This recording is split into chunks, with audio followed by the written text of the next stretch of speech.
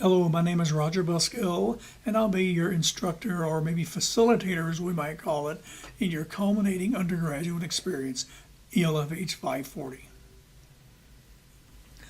Hello, everyone, and welcome to ELFH 540, your culminating undergraduate experience. With this introduction, I'm going to go through the website, show you where everything is located, how grades are going to be organized, and a little bit about some of the assignments that we'll have this semester. So let's go ahead and get started.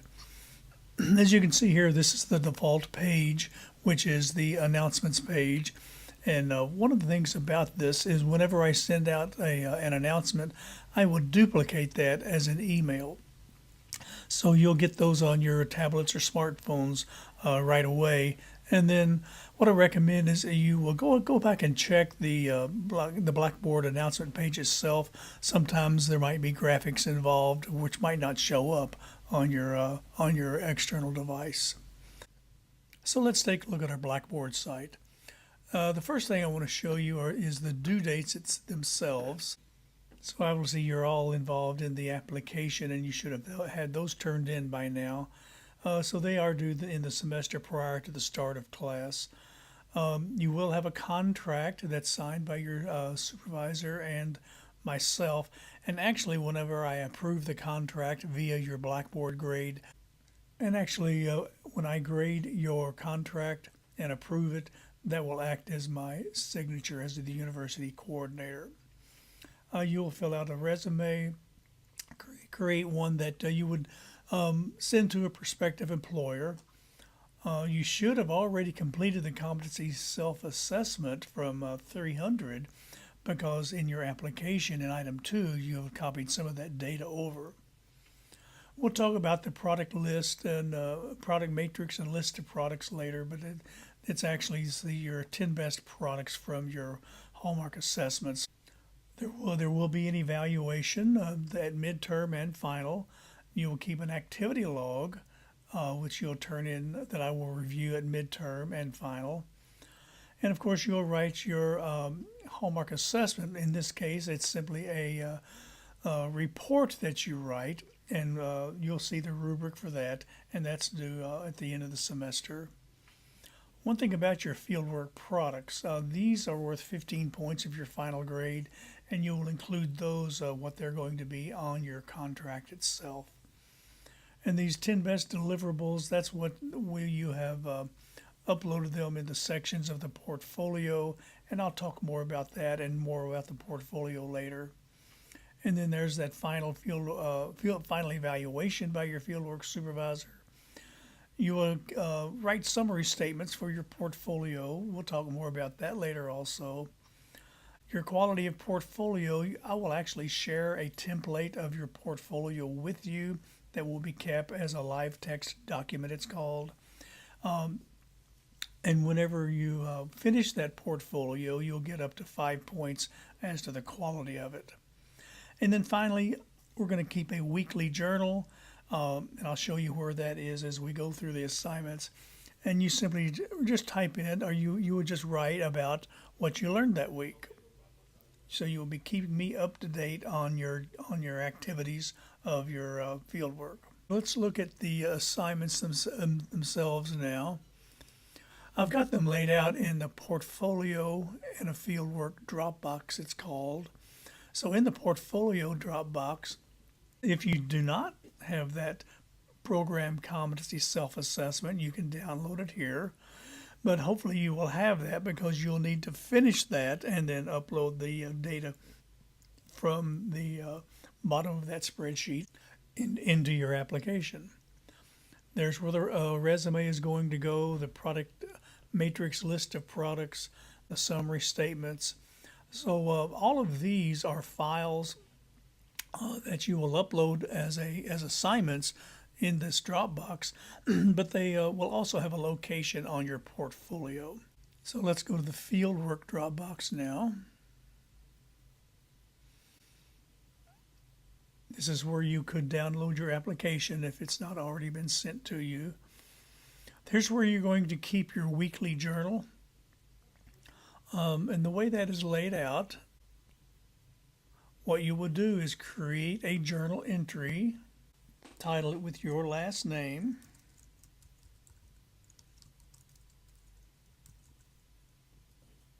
And then for week 1,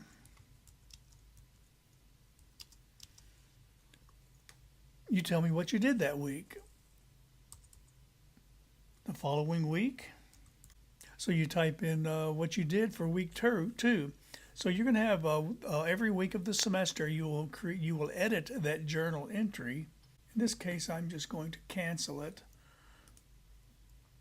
So what will happen is I will be able to see all of your journals, but they will not be open for anyone else to see.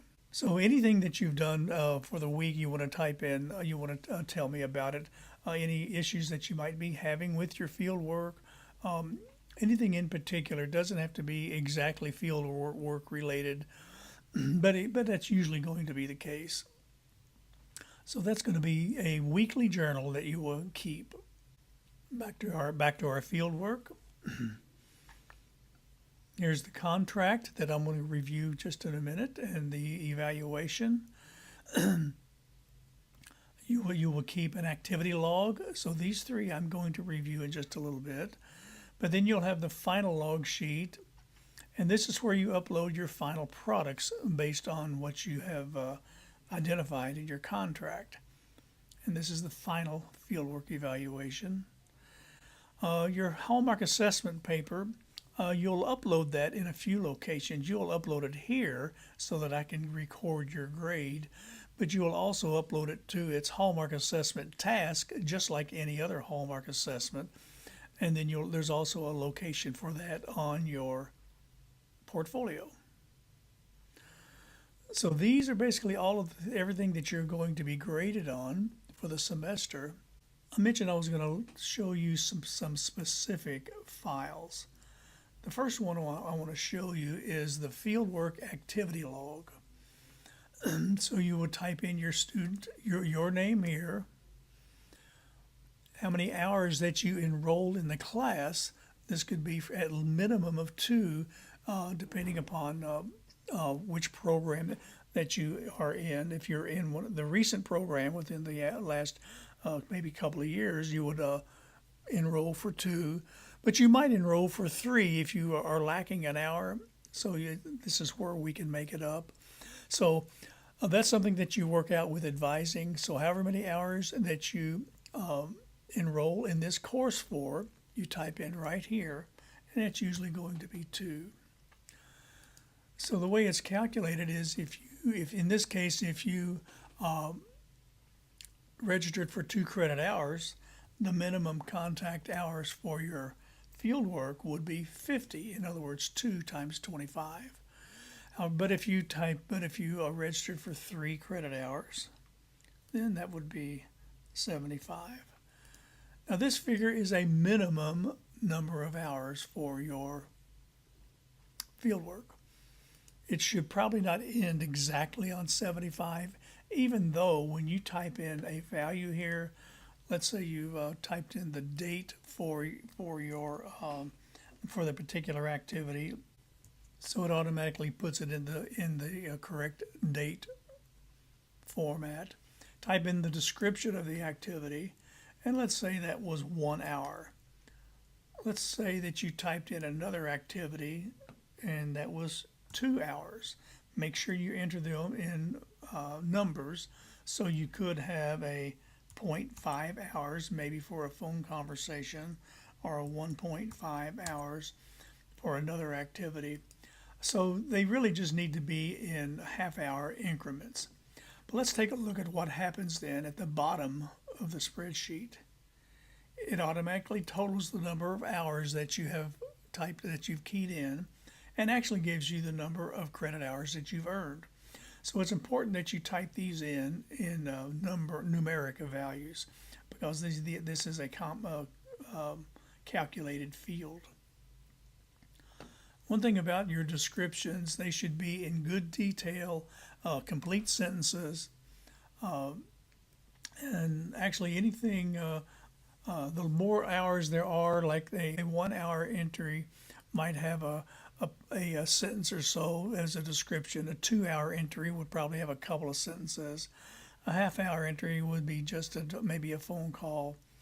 But let's say we had a 4-hour entry.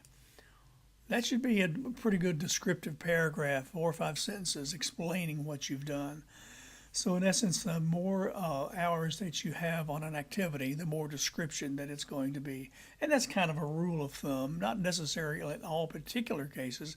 It kind of depends on the activity.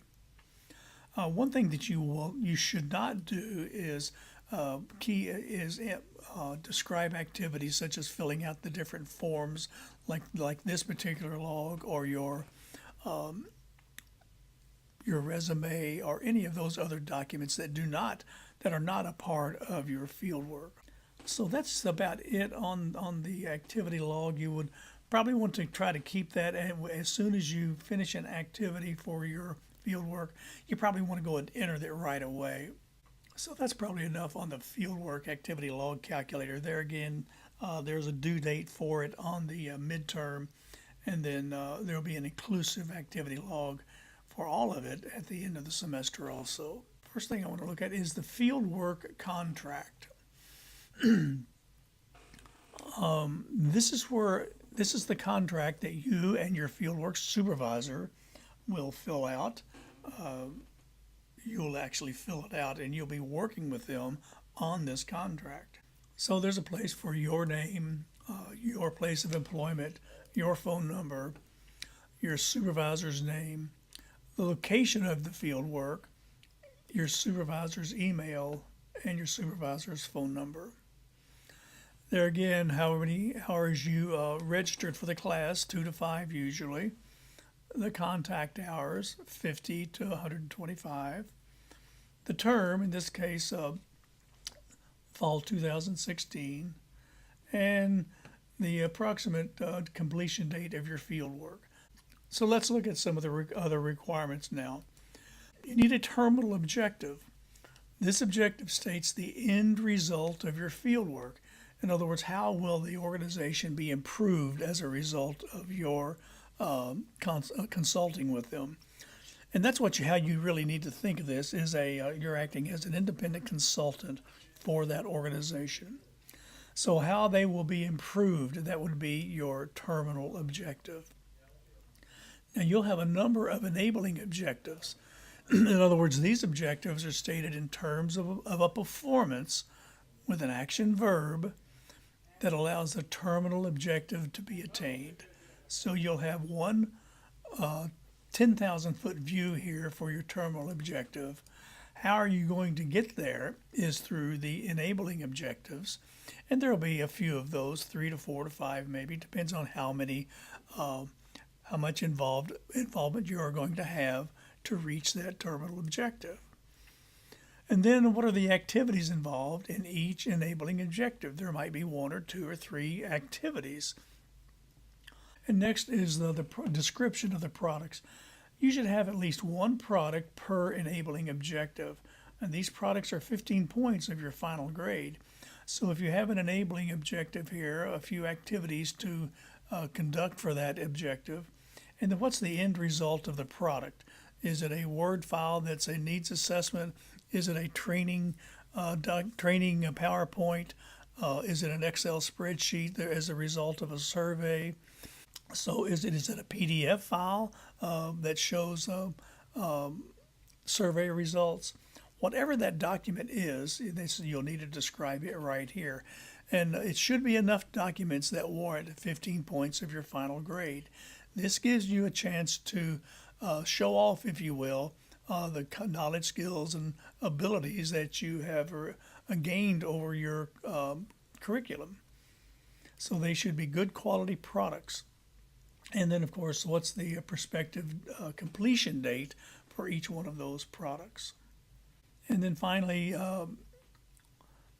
I will approve this when I grade it, and it's worth up to 5 points. And your workplace supervisor should sign it and date it also. And then obviously there's a place for your signature. So that's the contract. I want to talk about one more item now, and that's your performance evaluation. There again, type in your name.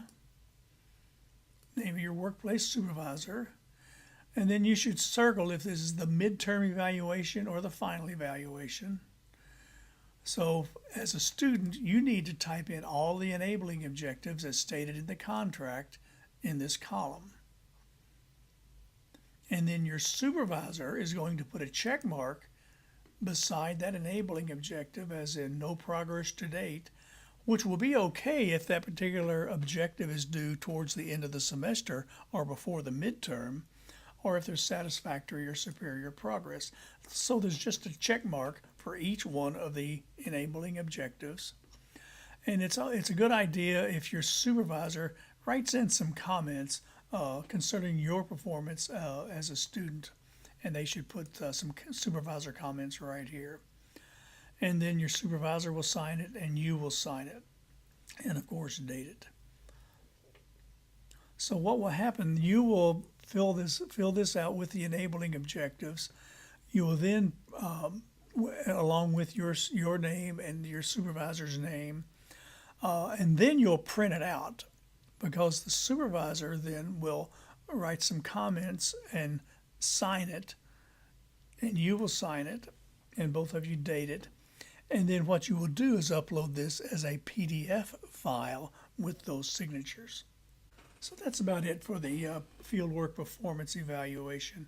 But there is a direct relationship between this evaluation, because this is where you type in rekey your enabling objectives, and the enabling objectives as stated in the contract.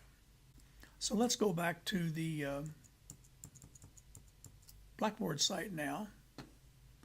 And so I will have weekly contact with you through announcements duplicated as emails. It is up to you to keep up the weekly journal to keep me informed as what you've been doing for that week. And those are due every week. So that's all for now.